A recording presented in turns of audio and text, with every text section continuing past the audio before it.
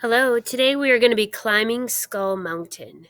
We're going to read a very short little action narrative, and it's about two brothers doing a little trespassing, and I guarantee some of you have done a little of that in your lifetime before.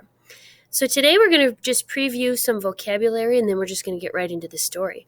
Our learning target: I can make inferences to determine a character's traits. So the author doesn't come out and tell you what these brothers are like, but instead she shows you by what they do, what they say, and then how they react to each other. And then our second learning target: I can identify techniques the author uses to create mood. So the mood in this one is going to be a little bit eerie, mysterious, and a lot of tension in our piece. So you just need two things open. So you can go to the Climbing Skull Mountain post, and you need the article itself. The code is Sailor Crew, and then it should load for you. I like to click on presentation view, so it loads this way and you have some more text features, and then you can zoom in. And then our single document that just has 6 questions. So I will pause so you can pull those items up. So we're going to preview the questions before we read.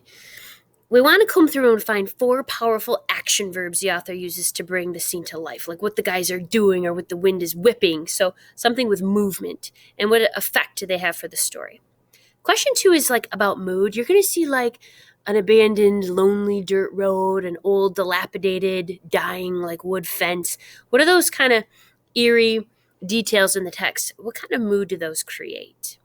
Onomatopoeia is sound, so you're going to find one literary device of sound. A simile using like or as, so that type of figurative language.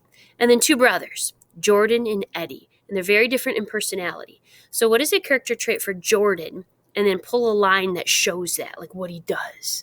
And then Eddie, same thing. And then which character are you more like? Are you more cautious? Are you more the risk taker, the adventurous one? And lastly, what's kind of a life lesson that Climbing Skull Mountain has to offer? So those are our questions, and you'll have plenty of time to answer them after we finish reading, because our piece is very short. So let's look at Climbing Skull Mountain. And it looks like, if we just look at some text features here, it looks kind of like they're in the southwest. I see a plateau. It's rocky. You won't come back the same if you come back at all. ... So we have a little tension there. And let's look at some vocabulary before we begin. Our first one is Jordan and I traipsed down a dirt road. So you're traipsing, you're just kind of walking real leisurely. They come to this dilapidated wooden fence. So dying, crumbling, falling apart. That adds a little bit to the mood there. Strewn. Only rust-colored dirt strewn with rocks the size of basketballs. So strewn, kind of littered about, scattered about something. And then if you're watching a campfire, you become mesmerized, entranced. These kids find the skull and they're mesmerized. So they're just very taken or awestruck with it.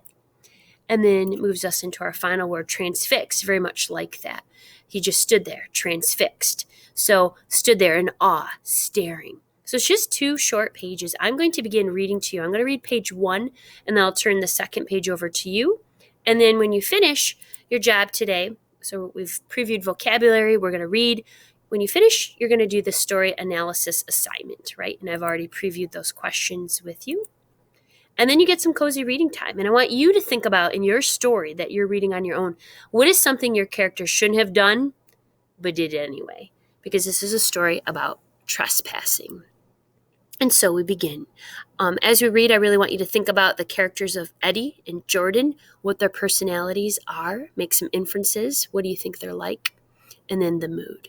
Here we go. Back then, I didn't talk much. My big brother Jordan did enough of that for both of us. When he talked, I listened. When he had an idea, I followed along. And that's just how it was, at least until that summer day before 8th grade. The day began with Mom confiscating our phones and ordering us to go outside. After Mom left for work, Jordan turned to me. "We're going up Skull Mountain," he announced. I gave him a look. It was a terrible idea, even for him. "Eddie, please," Jordan snorted. "Don't tell me you believe all that stuff about ghosts." I shrugged. We all knew the story, that anyone who tried to take anything off the mountain would suffer a terrible fate. Legend had it that hundreds of years ago, some explorers found rubies up there. They returned with pickaxes to cut the gems out of the rocks, but a sudden storm buried them alive. No trace of them was ever found, except for one thing, a chipped and mangled pickaxe. Now when the wind blows, people say you can hear a clang, clang, clang coming from the Skull Mountain, as if those men are still up there with their pickaxes, doomed to bang away at the rocks forever as punishment for trying to take what did not belong to them. It was nonsense, of course. I'd never heard any clang, clang, clang, and the mountain was only a mile from our house. Still, I didn't want to go, mostly because Mom said it was off limits. But when Jordan opened the door and said, "Let's go," I didn't say anything. I just followed him. So already you can tell a little bit about what Jordan's like, right? He's a risky one. He's defiant. He's going to press the limits in life. Whereas Addie, a little bit more cautious. Mom said we shouldn't do it. Jordan and I traipsed down a dirt road until we came to the foot of the mountain, where a dilapidated wooden fence stretched as far as we could see in either direction. A faded sign read, "No trespassing." Jordan climbed the fence easily. "See," he said, when I pulled myself over the fence at last. "No ghosts." And then off he strode, little clouds of dirt puffing up around his feet. Jordan was already 6 feet tall, and I had to jog to keep up with him. Okay, so the next page is yours to continue on by yourself, and then go ahead and do the deep thinking analysis questions, and enjoy your books. We'll see you tomorrow.